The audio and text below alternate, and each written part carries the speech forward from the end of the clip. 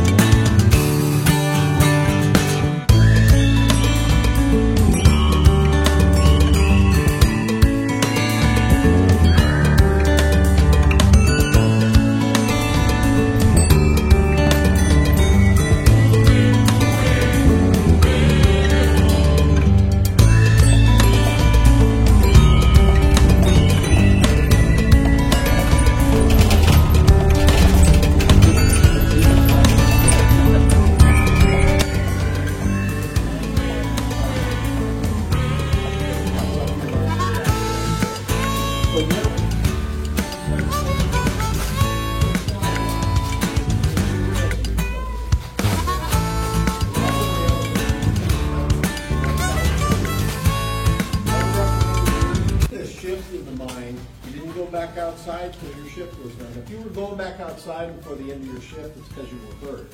So they had these in the mine for the miners to use. They would have brought in a canteen of water and maybe some bread or a sandwich or a snack while they were working their shift.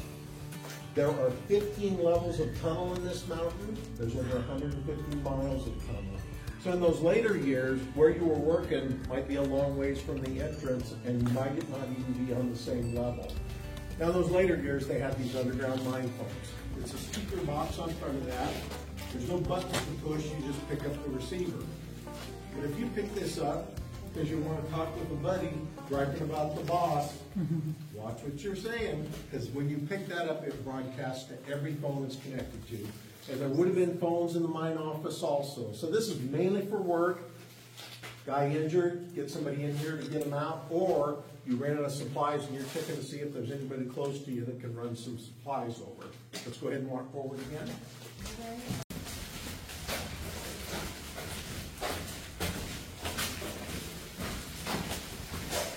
This is used for packing timbers in the mine for bracing, but they run other supplies in with this too.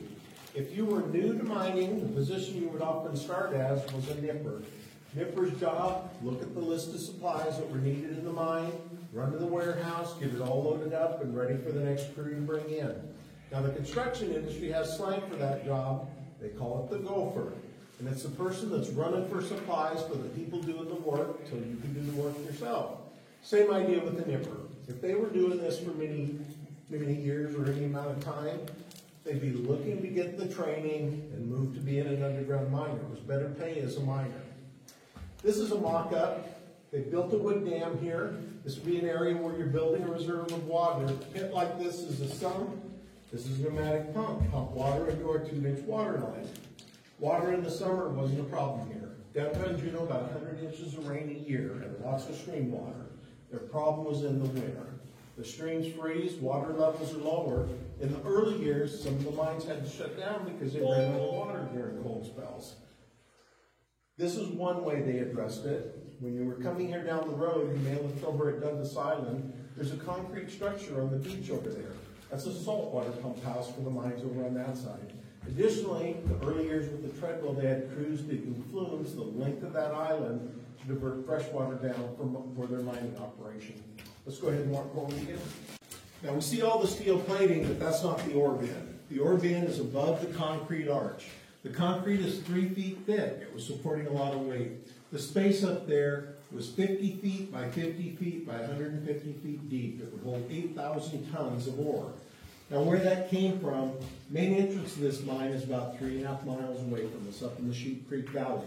The rail system, about another 300 feet up the mountainside. So up above us is where they would tip the ore carts. There were some initial crushing operations that were done as they came down a chute inside the mountain into the ore bin. To get it out of the ore bin, they would open these gates. There's a roller here, there's other rollers in here, crunching down on the rock, smaller size rock coming out of there.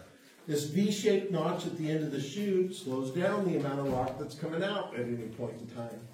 Now, we walked all uphill getting here when this was in operation. This was all a conveyor belt. And we're loading up with the weight of the rock, and this incline back down was enough to get it out of the tunnel. It didn't have to be powered. Same thing was true in the milling operation. They used the incline of the hill you climb to gravity feed the ore level to level within the mill. So the stuff they were using to crush the rock was powered, but the actual movement of the rock was just gravity fed. Now the time frame for all this, gold discovered in Juneau in 1880. It was two prospectors that were sent over from Sitka. One was Richard Harris, the other was Joe Juneau. Well, we know the town's name is Juneau, but in the early years, some of the miners were calling it Harrisburg. Others said, there's other Harrisburgs in the United States, they like the idea of Juneau better. Well, ultimately they decided they put the town name to a vote. Story goes, Harris was out of town, Joe Juneau was buying drinks for the miners at the saloon, he got more votes. And they formally named the town Juneau, and that's the name that stuck here. But where they found gold was actually at the mouth of Gold Creek, and that's the stream that runs right through downtown Juneau. Now, the Tlingit name for that creek was Xantakahini, but they changed it to Gold Creek with the gold mine there. So they hiked up in the valley, panning as they went, and then finally looking in the mountainside for where that gold was coming from. They found quartz veins with gold in it, and they established the claims there.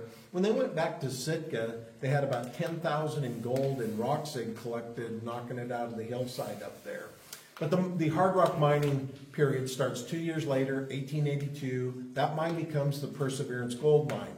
This mine starts 1911, and it was a result of a change in ownership, but a merger of two mines. The Perseverance mine that I just mentioned, and the Sheep Creek mine, a mine that is a little further south of us. And I'm going to demonstrate them up there when we come back out at the end of this tunnel. I throw water, we don't throw rock because that might hit me or one of you. But I'll show you how it works with throwing water. We throw it into the ore bin. So stay along this whole stretch here where you can see, but when I demonstrate, right there is where you're not going to want to be. So when you find out, but when you come back out, the water can splash back that far. So I don't want to douse anybody with cold water. Not that warm outside, but that would be that nice when you step out. Let's go ahead and walk forward. All that because of all the large white quartz veins that are running through the rock. When you were tunneling, that's what you're trying to follow. That's where most of the minerals are. So there was gold in these quartz veins, sometimes visible, other times it was bound in with other metals that were in here. There was also silver ore and lead ore. Now the silver oxidized, it's black in color just like the lead ore, so not so easy to see. There was also iron pyrite. Do any of you know the nickname for iron pyrite? Ooh, yes. It's gold in color and it's bright and sparkly, but in the rock you could have gold intermingled with that. Well, for that material, to get the gold, they had to smelt the ore. Smelting wasn't done here in Juneau, so that stuff was sent back to San Francisco. They'd smelt the ore down there. What they were getting here, they break the rock and get what they call the free gold or the native gold. Specks of gold, and hopefully you find some good veins of gold as you're breaking this up. Breaking up the rock, you separate it, and there's various ways that they could concentrate that down. And they would melt that into gold bars here. So gold bars coming out of Juneau, and then finally money that came back out of California after the smelting was done down there. Let's go ahead and walk away. And now we're in a tunnel that was for the ore bin. So the tunnels the guys worked in wasn't this big. Maybe 6 feet in height, maybe about 6 feet across. So if you were over 6 feet, you'd have been ducking the whole day working in the mine. Additionally, when I see the pictures, most of these guys look like they're 140, 150 pounds. Hard work, so you didn't pack on a lot of weight. But a flat surface like this is a rock face, but in mining they call it the heading. Heading because you can see the drill holes. We're going to blast them. We're heading that direction. So that's where the term comes from. Now there's 21 drill holes. They're 8 feet deep. They were done with a jackleg drill like this. There's a 3, 3, and 3 pattern here in the center. That area is known as the burn. So you pack the holes with dynamite, but here in the burn, just the 4 outside corners, leaving 5 holes vacant, room for the rock to move when you set off the dynamite. So it goes off in the burn first, followed by the charges around that, and the charges around that. So your explosion is mostly blowing the rock in, gravity drop it to the floor. Now after they packed the dynamite in, they had to warn their miners. They didn't clear the mine back then. They had air whistles in the mine. And this ran off your compressed air, very loud in these tunnels. If there was a shaft near us, you'd hear it on other levels. That's your warning to your miners. If you don't think you're in a good area, now's the time to move. The guy doing this would give it a little bit of time. They would backtrack in the tunnel, try and get around a corner so they're not hit by a rock, and they would set the dynamite off. Well, 21 holes, we left 5 vacant, you should hear 16 explosions. But it's pretty quick. It's like ba-ba-ba-bam, ba-ba-ba-bam, ba-ba-ba-bam. So if you're trying to count and you're new to this, it's like, did I hear 15 or did I hear all 16? You're hearing this multiple times a day, day after day. So after a while, they got very good at counting the dynamite going off. Was there an echo too? Sorry. What's that? Was there an echo too? There would have been in some of these, yeah, with loud noises, absolutely.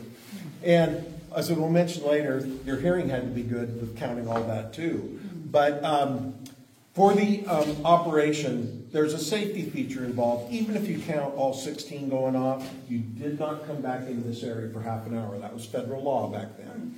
And when they came back in, they've got a hose off that 2-inch water line spraying water. Knocked the dust down, but back when they were using fuses, if you have fuse that's still burning or you have unexploded dynamite, you're wetting that all down. Now in later years, they use blasting caps. Time things better with that. Unexploded blasting cap is shiny metal. You're going to see that in the rock as you're going along. As they found blasting caps like that, it went in a box to exit the mine. You didn't want that laying around in here. Somebody later run over it or hit it, and it goes off. It's more explosive than the dynamite. But the other thing they're doing is they're checking the rock. So you start off at least 6 feet back from where you blasted, and you're looking for cracks and fissures in the rock, or maybe we see something really obvious. We see a piece of rock on the back above our heads, and it's barely hanging in there. Well, you know you got to get that down. That could hit somebody. So their next step was called barring the rock. And what they had were scaling bars. It's got a metal chisel point, bent at an angle, larger one here. But that rock that's up there, I can get off to the side, I wedge this up in there, and I bring it down. Cracks and fissures, going to explore from a couple directions, see if anything's loose in there. Now, occasionally, there'd be areas they were concerned about, but we couldn't knock any rock out of there. Protection feature, these metal straps, and they're held in with rock pins, another one up here. But this is a way you can have a metal beam that's pounded down in against the rock to support that area that's up above our heads. There's 2 drills here. They both are air-powered. That's 1930s technology. There's a version of the jackleg drill that ran on steam. Came out after 1910. Well, I mentioned the hard rock mining began here in 1882, so that's before that. They did it by hand. And so what they have were rock chisels. It's a metal chisel that's beveled on both sides. As you're coming in on your shift, you're picking one of these up that's been all sharpened up. You get in against the rim of the tunnel. You have a mallet, and I'm hitting it until it's not slipping. Then 2 guys would work together. One guy holds the chisel, my buddy picks up the sledgehammer. He hits it, I turn it. Hit it again, and I turn it. The chisel point is fracturing the rock to make your hole. Now when they did it this way, they'd only go about 2 or 3 feet, and they were setting off the charge. You couldn't do an 8-foot hole like this. But the other part of those early years, lighting not as good as this, it would have been lanterns, and they packed in handfuls of long candles. They'd melt wax and stick the candle up. So you're doing this job, and it's not the best of lighting. I don't know that we want to do these jobs, but if they give us the choice, I suggest you swing the hammer. Because this guy, it's going to rattle your hands every time he hits it. They got good at swinging the hammer, so they didn't miss much, but if he misses by a little and just catches me with a glancing blow, at best I'm going to have a bad bruise on my arm for a bit. So when the drills came out, faster drilling. There are 2 types of drills here. This one is a stoper drill, and it was used for drilling vertically just like they set it up.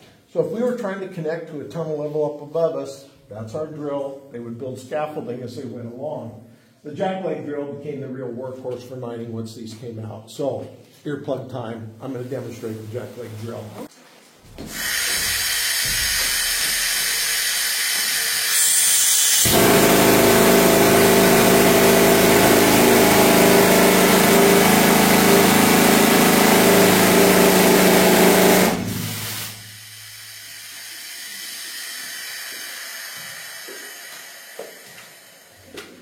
So air powered, but it's a little noisy.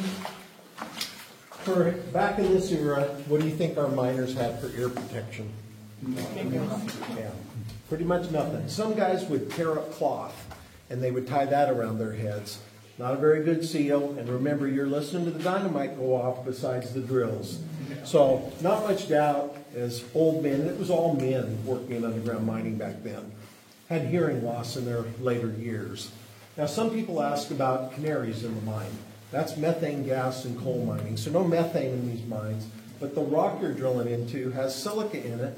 So if you're a driller, you're breathing some silica dust, and no idea how many were afflicted by that because they went off to fight in the war. Most of them didn't come back here, so you don't really know what happened. But in reading the books on mining, a couple examples of people that had worked underground that couldn't work underground anymore because they had breathing problems. A couple stories of old timers that passed away here, and silicosis from breathing all that dust was part of the reason for their death. Now where we're at, we drilled the holes, we blasted. The ore is on the floor. They call that the drift. Last phase in the mine is the mucking. And that's loading up the material. We're going to run it down to the mill. They're going to break up the rock and get the gold for us. So that'll take us back to that piece of equipment down there, and I'll show you how the mucker works. So for the mucker, this is also air powered. It's also a 1930s technology like those drills. So before you had equipment like this, you had equipment like this. You'd have spent your time shoveling and lifting rock, big pieces of rock, which you and another miner could lift together. So you think about this, most of these miners, late teens and 20-year-olds, young guys, but between the rock chisels and shoveling ore all day, you would be tired after an 8-hour shift. The other thing, 7 days a week. There were no weekends off or even Sunday off. So they were at this pretty much every day of the year, working in the mines. Now, some of the miners that work here did the Klondike Gold Rush. That's a little bit later. And they went up with their own claims up there. Well, they're panning for gold and using sluice boxes. Winter cold enough, everything's frozen. Some of them would come back down here and work in the mines in the winter. But springtime, they're back on their own claim because there they're hoping to be rich. Here they're working for wages. But for wages back then, 1910, 1920, miner, 100 to 120 a month. Once the drills came out, better pay, about 150 a month. Drillers could also occasionally get production pay. An example of that, I mentioned 2 miles to drive a tunnel to connect these two mines. Well, they were getting paid for every foot per month they could do over 300 feet a month. It took them 16 months to connect the mines. They averaged over 500 feet a month. At that time, the fastest drilling that had been done in mining, but they were raking in that bonus pay. The foreman also switched the guys from an 8-hour shift to a 6-hour shift. That way, they worked their 6 hours and they were out of here. There was no breaks for meal time or anything else. They could just run those crews in and keep on working. Were most of the miners single or were they married? Most were single. Yeah. And they'll tell you down below, but for this area, from over 30 countries. So some Canada and U.S., but from parts of Europe also that came over here. So 1910, there were still positions for teamsters and blacksmiths. They used horses in the mines prior to having the rails. Now, there are 2 active mines that are close to us. North of us is the Kensington Gold Mine. That's on the way up to Haines or Skagway. It's on the right-hand side if you're going up Lynn Canal. That's the mainland. You don't see it from the water. It's up over the ridges up there. That is a gold mine. And my son works with Kensington. He used to work out at the mine warehouse. He now works in the ordering and purchasing area. The second active mine is the Greens Creek Mine, and that's on Admiralty Island. So this is Douglas Island right across the channel. Admiralty is behind that. Admiralty is 135 miles long. It is our highest concentration of brown bear in Alaska. A lot of salmon streams, deers, and berries over there, so there's bear. Guys hunt deer over there. You're typically advised, don't hunt alone, but the big warning to all the hunters is, if you're using a deer call, you never blow that in the brush. You might call a bear. And the brush is pretty thick. You're going to hear it crashing through the brush at you, but the bear is going to be awfully close by the time you see it. Greens Creek, some gold that comes out of there, but it's predominantly a silver mine. Last year, 9.4 million ounces of silver came out of there. Now they have assays done already, that line up about 15 years worth of work to do, they will be bringing out 9.5 to 10 million ounces of silver a year. Only thing that affects that is our winter weather, because there's times they get enough snow over there that it does shut stuff down. But it's the 5th largest silver mine in the world. They employ about 400 miners, Kensington about 350. Both of those companies have vacancies, so maybe you're thinking about a career change. If you go on their website, you'll see the advertisement for people working in the mill and the mine. But there's not enough young adults getting into mining as the older miners retire. A lot of the miners in their 50s, some in their 60s, so they're nearing the end of their career. Kensington is piloting remote mining as a way to address part of that. So they have people mining that aren't underground. They're sitting in a heated office, you might be sipping on a cup of coffee, you're running the equipment with joysticks and video display terminals. So they do some of the drilling that way, they'll mark the spots on the wall for doing the drilling, they run that equipment in there, bigger and faster drills than what the guys can use, that punch those holes pretty quick. They also do some of the mucking that way. Well, there's a production advantage to that. In mining now, they clear the mine during a blast day. So you've got time periods there on those days that your miners aren't working in the mine.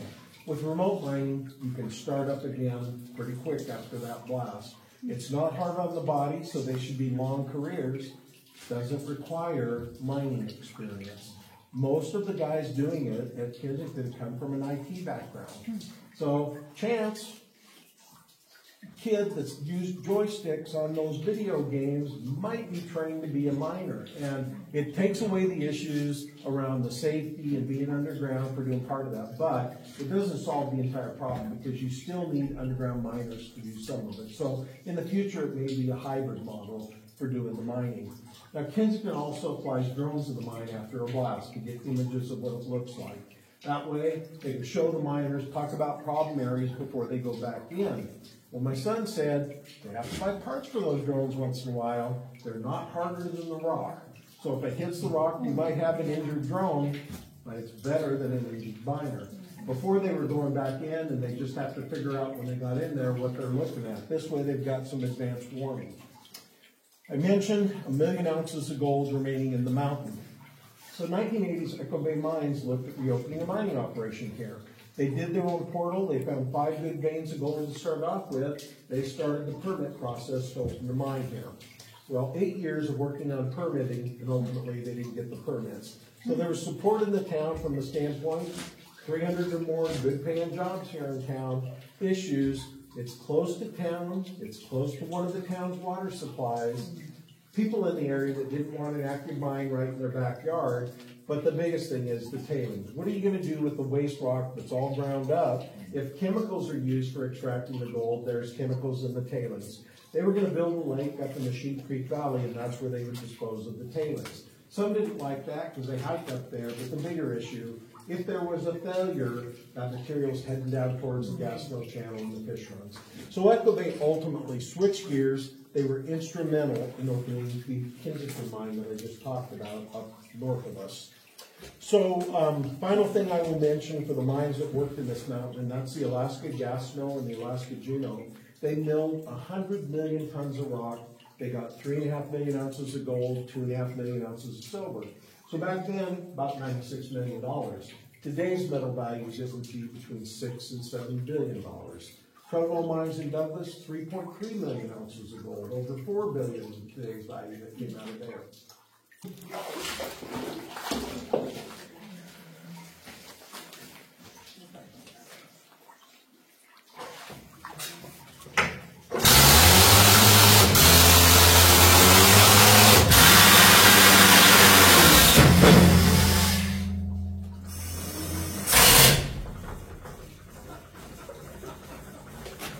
So, that was quite aggressive. It's similar to a front-end loader, except it's throwing the material to the back. And in mining now, they use front-end loaders and dump trucks. You can use diesel equipment, and they have filters for the exhaust. Air is still the safest thing to use in underground mining. There is nothing gasoline. The exhaust fumes would poison your miners, so that's not used. So combination of air and diesel that's working in the mines. They do have a mucker that I've seen that's used out there. It kind of looks like a squash front-end loader. Similar concept, but it's lower because the tunnels aren't as high, so they can run that in there. Any final questions for me? All right, I will follow you down. Thank you again. So that's it, guys. That was the gold mine in Juneau, Alaska. Hope it was informative. Don't forget to like and subscribe to this video so I can give you more content. I'm going to be putting up a video about the cruise itself in Alaska with Norwegian Jewel, and hope you like that one as well. Thanks a lot, guys, for watching.